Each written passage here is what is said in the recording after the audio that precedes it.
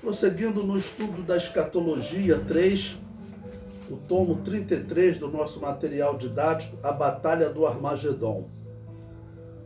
O número 1 diz: o exército do anticristo prepara-se para a batalha.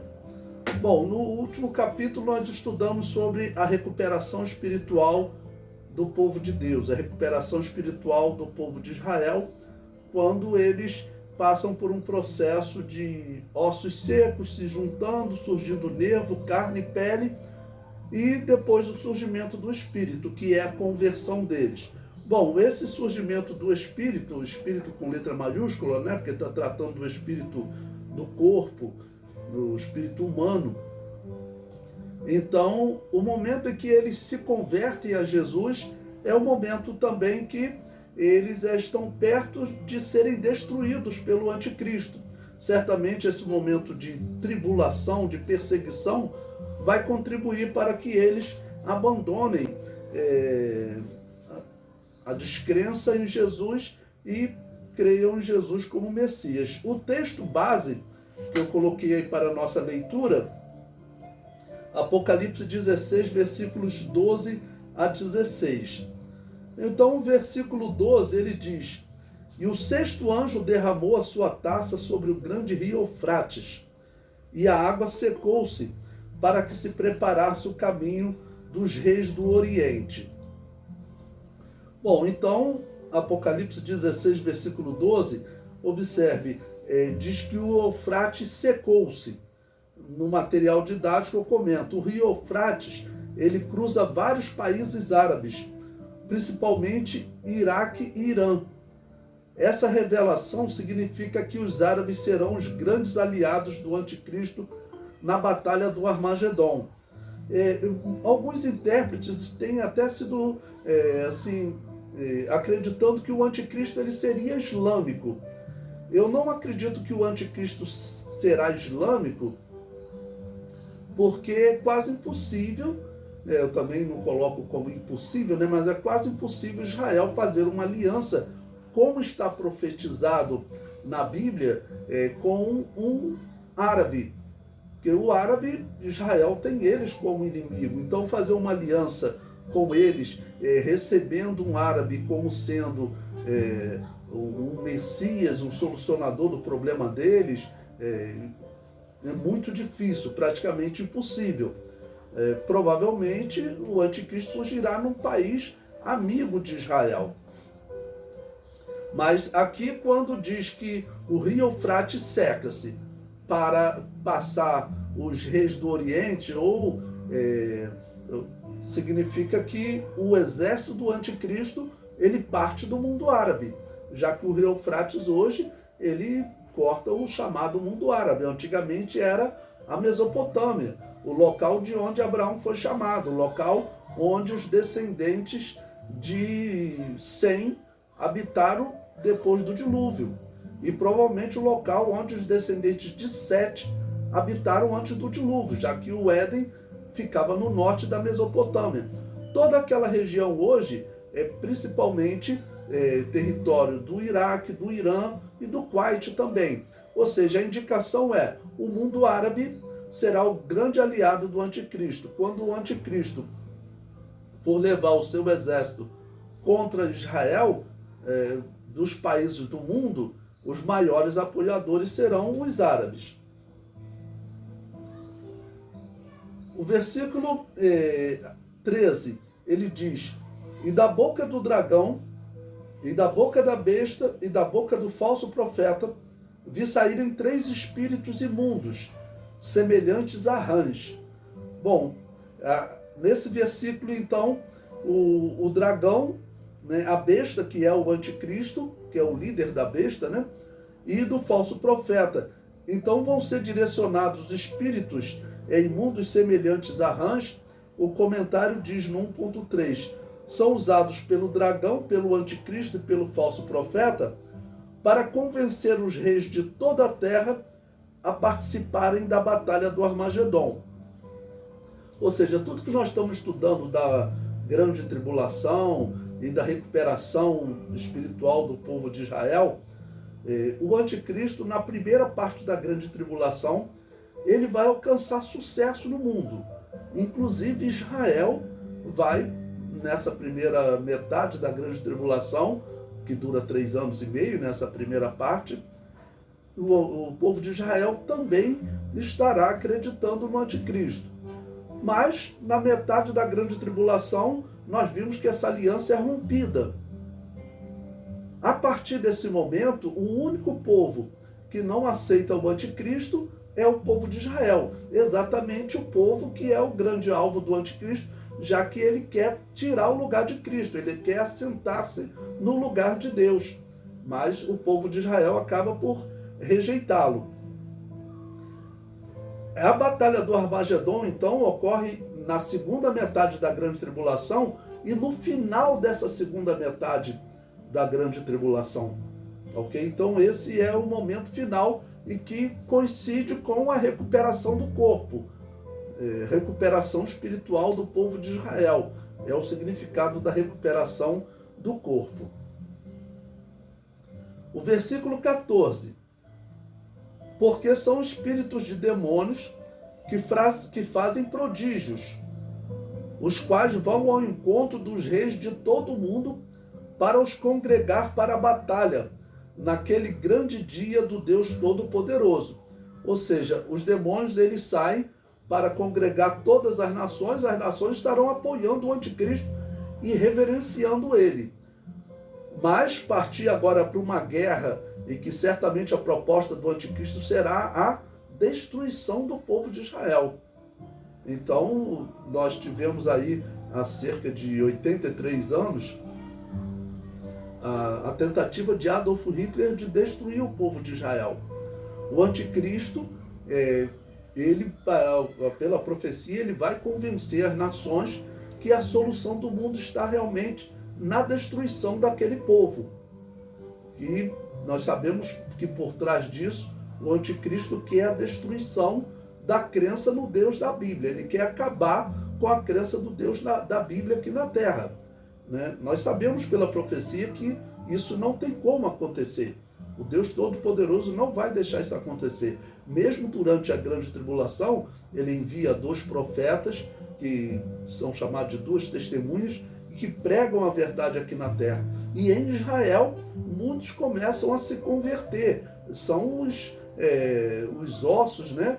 Aqueles ossos secos reagindo, e agora já começam a se converter e crer em Jesus Cristo.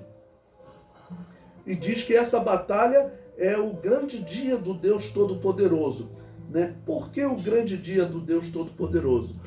Porque essa batalha, ela marca o fim da grande tribulação e principalmente ela marca o início do reino de Deus implantado aqui na terra de forma justa.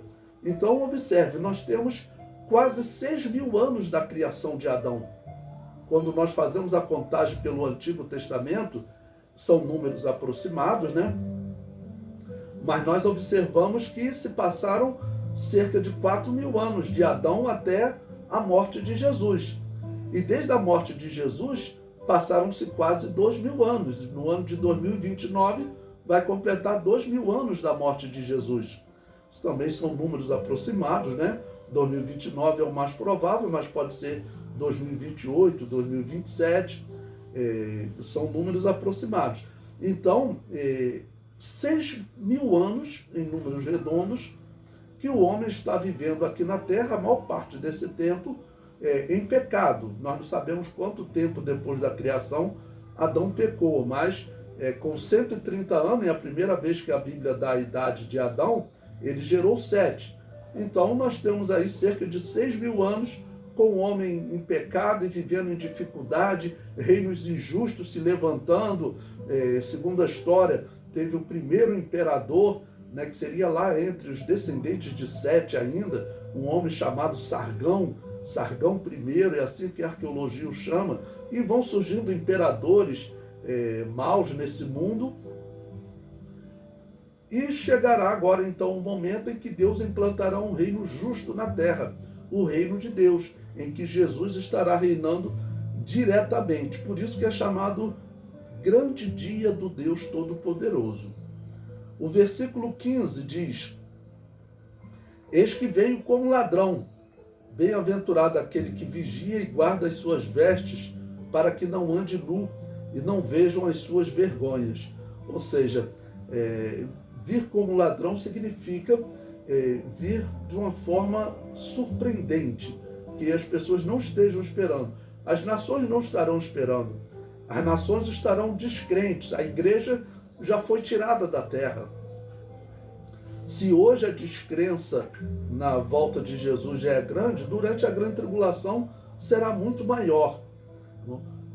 Israel, uma parte já estará crendo em Jesus, é o que nós interpretamos, conseguimos verificar pela profecia, mas a grande maioria ainda não, ok?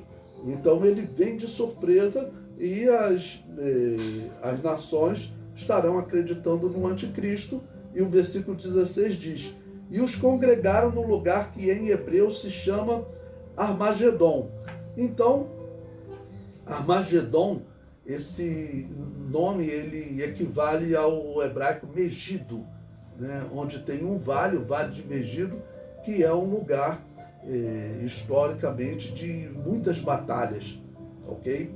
Então, por isso, chamado de Armagedon, seria o local onde o anticristo estaria invadindo Israel, né, até cercar Jerusalém. Então, essa batalha do Armagedon é a batalha do fim da grande tribulação.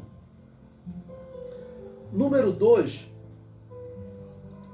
Cristo prepara-se para a batalha. Bom, eu separei aí Apocalipse capítulo 14, versículo 14 a 20, que fala dessa preparação do Messias. Versículo 14 diz assim: e olhei, e eis uma nuvem branca, e assentado sobre a nuvem, um semelhante ao Filho do Homem, que tinha sobre a cabeça uma coroa de ouro, e na mão uma foice aguda. E outro anjo saiu do templo, clamando com grande voz ao que estava sentado sobre a nuvem: lança a tua foice e cega, é já vinda a hora de chegar, porque já a seara da terra está madura. Ou seja, essa revelação claramente ela ocorre durante a grande tribulação e na segunda parte da grande tribulação, ok? O anjo saiu do templo. Durante a grande tribulação é falado tanto em templo aqui na terra quanto no templo celestial. E pode ser aqui do templo terrestre, né? Ou seja, está tudo preparado. O anticristo não foi aceito por Israel como Messias. A aliança foi rompida, tá ok?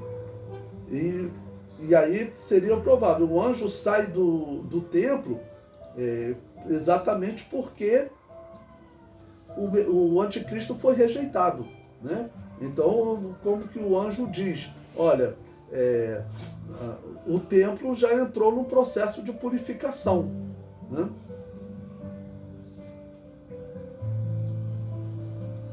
Prosseguindo a leitura, no versículo 16: e aquele que estava sentado sobre a nuvem meteu a foice à terra, e a terra foi cegada. Agora, olha, sai do templo que está no céu outro anjo, o qual também tinha uma foice aguda. E saiu do altar outro anjo, que tinha poder sobre o fogo, e clamou com grande voz ao que tinha foice aguda, dizendo: lança a tua foice aguda e vindima os cachos da vinha da terra, porque já as suas uvas estão maduras.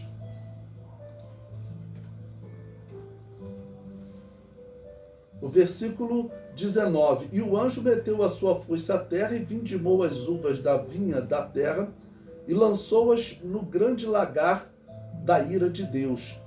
E o lagar foi pisado fora da cidade, e saiu sangue do lagar até o freio dos cavalos, pelo espaço de 1.600 estádios. Bom, esse trecho está exatamente relatando também a batalha do Armagedon, quando, infelizmente, haverá muita morte e cegar as uvas da terra está simbolizando ali um juízo, ok? O número 3, a grande batalha. Aí eu separei agora Apocalipse capítulo 19 para a nossa leitura, do versículo 11 até o versículo 21. E vi o céu aberto, e eis um cavalo branco. O que estava sentado sobre ele chama-se Fiel e Verdadeiro, e julga e peleja com justiça. E os seus olhos eram como chama de fogo, e sobre a sua cabeça haviam muitos diademas, e tinha um nome escrito que ninguém sabia, senão ele mesmo. E estava vestido de uma veste salpicada de sangue, e o nome pelo qual se chama é a Palavra de Deus. Bom, então nesses primeiros 3 versículos, o momento de Jesus se manifestar para dar fim à grande tribulação, João o vê de forma gloriosa, né, montado em um cavalo branco e um título, Fiel e Verdadeiro, para Jesus. E no versículo 13, ele é chamado de a Palavra de Deus. O versículo 14. E seguiam-no os exércitos que há no céu em cavalos brancos e vestidos de linho fino, branco e puro. E da sua boca saiu uma aguda espada para ferir com ela as nações, e ele as regerá com vara de ferro. E ele mesmo é o que pisa o lagar do vinho do furor da ira do Deus Todo-Poderoso. Por quê? Esse exército que está cercando Jerusalém, ele já havia matado muitos cristãos que não foram arrebatados, ficaram na grande tribulação. Também muitos judeus já haviam sido mortos, e os cristãos mortos, eles lá nos selos do Apocalipse, eles clamavam para que Deus desse fim ao reino do anticristo. Eles diziam: até quando, ó Santo Dominador, não julgas e vingas o nosso sangue dos que habitam sobre a terra? O versículo 16.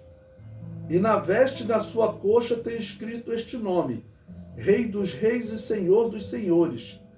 E vi um anjo que estava no sol, e clamou com grande voz, dizendo a todas as aves que voam pelo meio do céu: Vinde e ajuntai-vos à ceia do grande Deus, para que comais a carne dos reis e a carne dos tribunos, e a carne dos fortes, e a carne dos cavalos, e dos que sobre eles se assentam, e a carne de todos os homens, livres e servos, pequenos e grandes. E vi a besta. E quando fala besta aqui, vai estar falando do anticristo, porque será exercido um juízo sobre ele, né? E a besta em si, ela é um poder político, tá ok? Mas aqui nós veremos que o homem que lidera a besta, ele é lançado no inferno. E vi a besta e os reis da terra e os seus exércitos reunidos para fazerem guerra àquele que estava sentado sobre o cavalo e ao seu exército. E a besta foi presa, e com ela o falso profeta, que diante dela fizeram os sinais com que enganou os que receberam o sinal da besta, e adoraram a sua imagem. Estes dois foram lançados vivos no ardente lago de fogo e de enxofre. Então, esses dois, o anticristo e o falso profeta. Os outros reis, alguns vão morrer em batalhas, mas aqueles que não morrerem na batalha do Armagedon, eles entrarão em juízo. Será o próximo capítulo que nós estudaremos, né? O capítulo 20. Eles entrarão em juízo e Deus os julgará, e eles terão que ser submissos ao rei Jesus e ao seu povo Israel aqui, que estará aqui na terra durante o milênio. A igreja estará com Cristo, mas de forma espiritual, porque a igreja já está em corpos incorruptíveis. Versículo 21. E os demais foram mortos com a espada que saía da boca do que estava sentado sobre o cavalo, e todas as aves se fartaram das suas carnes. Bom, eu coloquei também alguns pontos, né? Eu coloquei: se aqueles dias não fossem abreviados, nenhuma carne se salvaria. qual o significado dessas palavras de Jesus? Né? Na batalha do Armagedon se cumprirá essas palavras de Jesus. Né? Nenhuma carne se salvaria significa que todo israelita seria morto. O que nós temos aí na história é que vários homens tentaram no Antigo Testamento, nós temos aí principalmente a figura de Hitler e Mussolini, que perseguiram os israelitas durante a Segunda Guerra Mundial. O que eles não conseguiram, se Jesus não intervisse, o anticristo conseguiria. Né? Porque, claro, contando o mundo árabe é muito superior a Israel em quantidade. E em armas, hoje o mundo árabe, eles estão perto de conseguir armas atômicas também, o que os igualaria a Israel.